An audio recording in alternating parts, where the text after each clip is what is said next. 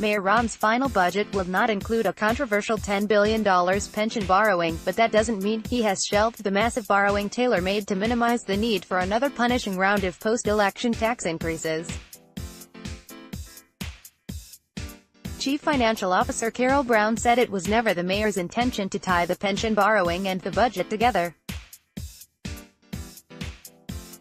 The plan was to do them separately, with the borrowing coming first. That timetable was dramatically altered on Sept. For that's when Emanuel touched off the political equivalent of an earthquake by choosing political retirement over the uphill battle for a third term. When that changed, the conversation internally and externally changed because we start making sure that we're all focused on the right priorities because we know we have a finite amount of time, Brown said. It's never just about the math because the math works. It's about timing. It's about having other things that we have to get done like the budget and what council and others want to be focused on. Now a final decision on the pension borrowing has been put off until after the city council approves what Brown described as a pretty vanilla budget with no new taxes and fees. Meanwhile, interest rates have started to rise, cutting into the potential savings. Brown still believes the $10 billion borrowing makes financial sense if we can achieve the right rate. Whether or not we do this, the next administration will be faced with how to pay more than $277 million in pension payments next year. It's what they're gonna be looking at when they do their 2020 budget, she said.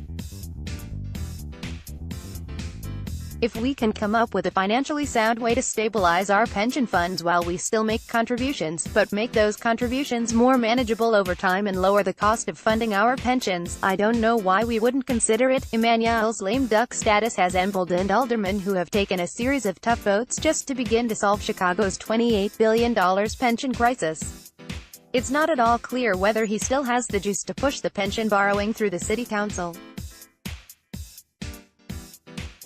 Brown acknowledged that your political capital changes when you're not running for re-election, but she also said that a lot of incumbents seeking re-election understand the difficult choices they're gonna have to make next year and the benefits for the $10 billion borrowing, and would be supportive of it. ALD. Moore, 49th, an Emanuel ally, said he'd like nothing more than to minimize the post-election pain for Chicago taxpayers. They have already endured a parade of property tax increases for police, fire and teacher pensions, 2 increases in the monthly tax tacked onto telephone bills and a 29.5% surcharge on water and sewer bills. Most of my colleagues are expecting to come back next year.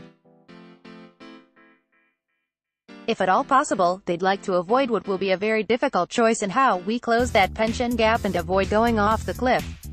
But you don't want to repeat the mistakes of the past, Moore added. If it doesn't cost us money in the long run, we should do whatever we can that's fiscally responsible to avoid the big hit. But with interest rates rising, I don't know how feasible it will be. After a 5-year ramp-up to actuarial funding ends, Chicago taxpayers will be on the hook to keep city employee pension funds on the road to 90% funding. By 2023, the city's contribution to all 4 funds will nearly double, from $1.2 billion this year to $2.1 billion, according to the city's annual financial analysis. The $10 billion pension borrowing is tailor-made to minimize the need for another punishing round of post-election tax increases. Days before pulling the plug on his re-election bid, Emanuel offered a spirited defense of the pension borrowing plan. Mayoral candidate Paul Vallis, meanwhile, has warned it would put Chicago taxpayers in a financial straitjacket. Municipal finance experts also have raised concerns about Emanuel's plan, pointing to pension bond defaults in Detroit, California and Puerto Rico. They wonder what would happen if the market tanks and what specific city revenue would be used to back the bonds, now that Emanuel has isolated sales tax revenue in a special fund and used that securitization structure to refinance $3 billion in city debt.